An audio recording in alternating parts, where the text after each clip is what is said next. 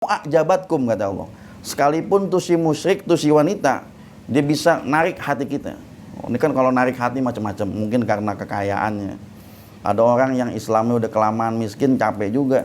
Akhirnya dia lihat perempuan musyrik kaya, dia bosen nih hidup miskin, dia nikah tuh sama si musyrik akhirnya.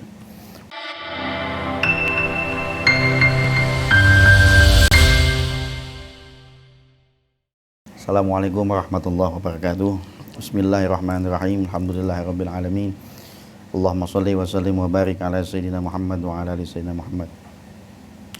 Alhamdulillah, salatu wassalamu ala Rasulillah sayyidina Muhammad ibn Abdullah wa alihi wa ashabihi wa man tabi'hum wa nasarahu wa wala wa la haula wa la quwata illa billah. Subhanaka la ilma lana illa ma 'allamtana innaka antal alimul hakim. Rabbi shrah li sadri wa yassir li amri wahlul 'uqdatam min lisan yafqahu qawli, amma ba'd. Puji syukur kehadirat Allah Subhanahu wa taala. Alhamdulillah limpahan nikmat karunia Allah Subhanahu wa taala. Shalawat dan salam tak lupa kita haturkan kehadiran baginda Rasulullah sallallahu alaihi wasallam beserta para keluarga, para sahabat hingga akhir zaman. Mudah-mudahan kita mendapatkan syafaatul uzma dari baginda Rasulullah sallallahu alaihi wasallam. Hadirin hadirat pemirsa channel YouTube Hafiz Akbar Official yang insyaallah dimuliakan Allah Subhanahu wa taala. Dalam surah Al-Baqarah ayat 221.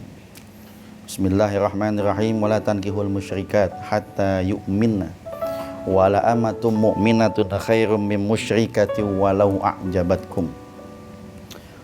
Allah mengatakan begini, kata Allah, wala tankihul musyrikat, jangan engkau nikahi wanita-wanita yang musyrik. Apa maknanya musyrik? Musyrik adalah orang yang memang bukan Islam. Musyrik adalah orang yang dia meyakini ada kekuatan lain selain kekuatan Allah Subhanahu wa taala. Dan musyrik bukan bagian dari kita. Allah perintahkan jangan nikahin wanita-wanita musyrik hatta yu'minna, sampai dia beriman sama Allah Subhanahu wa taala. Selama dia belum beriman, jangan ente nikahin. Jangan terbalik-balik, nikahin dulu baru diajak beriman. Artinya tunggu dulu sampai dia beriman. Kalau dia udah bermusyahadah sama Allah Subhanahu wa taala, kalau dia bermusyahadah kepada Nabi kita Muhammad sallallahu alaihi wasallam, baru kita nikahi. Jadi wala tankihul musyrikat, jangan engkau nikahi wanita-wanita musyrik hatta yu'minna, sampai dia beriman. Bahkan Allah kasih perumpamaan, kata Allah, wala amatum mu'minah. Andai kata ada ammah, ada budak, ya mukminah, ada budak perempuan yang mukmin, khairun, itu lebih baik min musyrikatin walau a'jabatkum, daripada wanita-wanita musyrik walau a'jabatkum, sekalipun yang musyrik bisa menarik hati kita. Ini kan jadi gambaran buat kita. Artinya biar kata dia musyrik kaya, tapi budak mukminah lebih baik. Andai kata ada budak mukminah tampangnya nggak enak dilihat gitu, kalau diadu nih musyrik sama dia, lebih baik dia, kata Allah Subhanahu wa taala. Ya, jadi walau a'jabatkum, kata Allah, sekalipun tuh si musyrik, tuh si wanita, dia bisa narik hati kita. Ini kan kalau narik hati macam-macam, mungkin karena kekayaannya. Ada orang yang Islamnya udah kelamaan miskin, capek juga.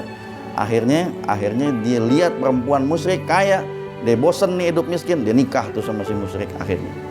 Walau a'jabatkum, atau yang bisa menarik hati kita kecantikannya. Kayak memang orang tuh kalau udah cinta itu ngelihat yang lain perasaan beda, yang satu ini kelihatannya lain sendiri memang. Padahal nih Islam masih banyak yang bisa kita pandangin tuh, masih banyak. Cuman karena cinta nih, memang cinta nih yang nganterin sampai situ. Nih si musyrikat nih kelihatannya udah paling cakep aja dari yang lain-lain. Ingat, walau a'jabatkum, sekalipun tuh si musyrik bisa narik hati kita atau narik orang tuanya, jangan sampai deh. Ya kadang-kadang anaknya ngaji, tahu hukum tentang ini. Kadang-kadang orang tuanya yang nggak paham. Ya ada orang tua yang takut anaknya susah dapetin ustadz lah, yang takut susah nggak dapetin orang-orang yang beriman lah. Orang Islam mah udah miskin semua, orang kafir mau banyak duitnya begitu. Karena dia takut susah, sampai dia akhirnya harus tuh nikahin anaknya sama orang-orang yang musyrik. Walau a'jabatkum, sekalipun dia bisa menarik hati kita, ya antum tinggalin deh. Ini Allah udah kasih peringatan sama kita. Kata Allah, jangan nikahin wanita musyrik hatta yu'minna, sampai dia beriman kepada Allah. Wala amatum mu'minatun khairun, bahkan budak wanita yang beriman itu lebih baik daripada wanita musyrik. Walau a'jabatkum. Sekalipun kalau kita bandingin, lebih tertarik hati kita sama wanita-wanita musyrik, baik karena harta, kecantikannya dan lain sebagainya. Yang kedua, kata Allah, wala tunkihul musyrikin. Jangan juga nikahin laki-laki yang musyrik hatta yu'minu, sampai dia beriman sama Allah. Sama, ini perempuan kadang-kadang ada yang kecantol. Anak majlis masih banyak, masih aja kecantol sama si musyrik. Jangan. Ini kita jangan cari-cari yang lain deh, jangan. Orang tua kita tuh udah paling pantang banget ngejodohin anak tuh sama orang kafir, kayak nggak ada lagi aja orang Islam di dunia ini. Jangan dong. Ini iman nih gede loh. Ini iman ini yang jadi pertaruhan kita masuk surga. Apa ada satu hal yang bisa masukin kita ke surga kalau bukan iman kita? Ya nggak sampai tuh iman itu cahayanya segitu terangnya sampai neraka. Itu dalam hadis Nabi dikatakan, kata neraka itu orang beriman kalau lagi berlalu di atas sirat suruh cepet-cepet jalan. Kenapa? Karena cahaya imannya bisa ngebakar saya. Api neraka aja sampai takut kebakar sama cahaya iman. Jadi iman tuh yang bisa memastikan masuk kita ke dalam surga. Ma fi qalbihi dzarrah. Biar kata dalam hatinya dikit kagak banyak keimanan, tapi udah bisa memastikan kita masuk dalam surga. Apa ada harta yang bisa memastikan kita masuk dalam surga? Biar kita punya mobil juga, mobil kita nggak bisa masukin kita ke surga. Ya, harta kita yang lain nggak bisa ngedorong kita masuk surga, nggak bisa. Artinya apa? Ini yang jadi pertimbangan buat kita. Jangan sampai kita takut susah anak kita sampai kita nikahin sama orang kafir.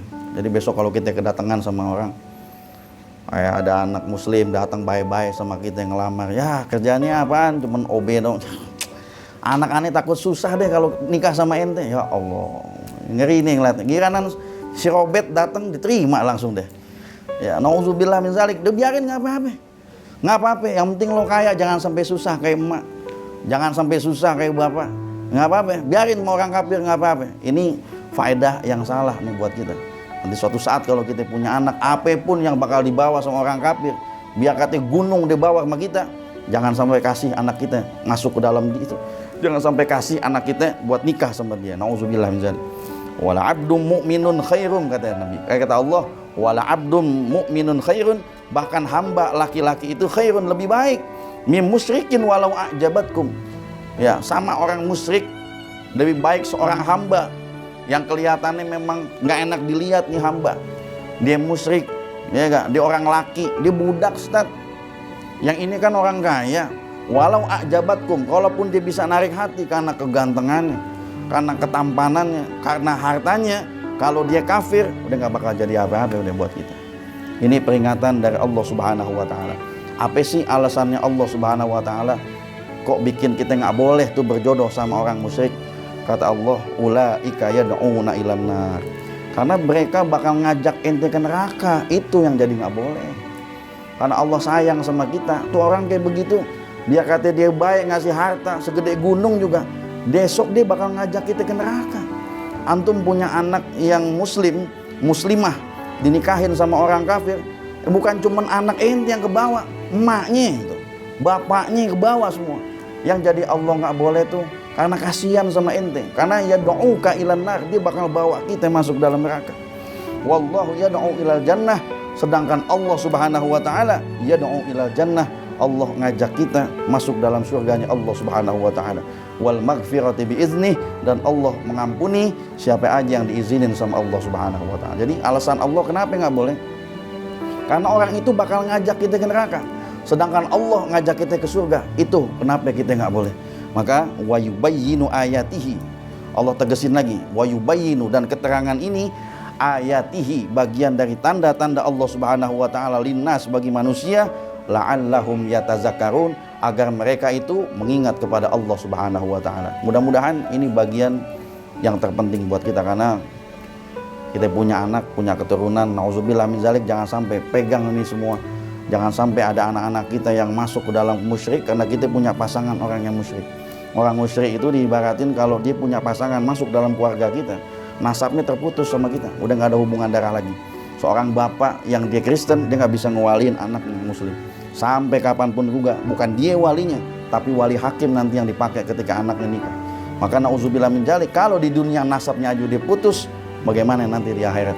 Yang kedua, kalau kita punya anak orang kafir, nanti kita doain sehebat apapun sama anak kita, putus semua, udah nggak ada apa-apanya. Dan kebaikan anak itu juga nggak ada manfaatnya lagi buat kita. Ini jadi peringatan dari Allah Subhanahu wa Ta'ala. Jangan sampai segala sesuatunya putus sebab keimanan kita, dan mudah-mudahan kita selalu menjaga keimanan dan keislaman kita. Hadanallahu wa iyyakum ajma'in. Wassalamualaikum warahmatullahi wabarakatuh.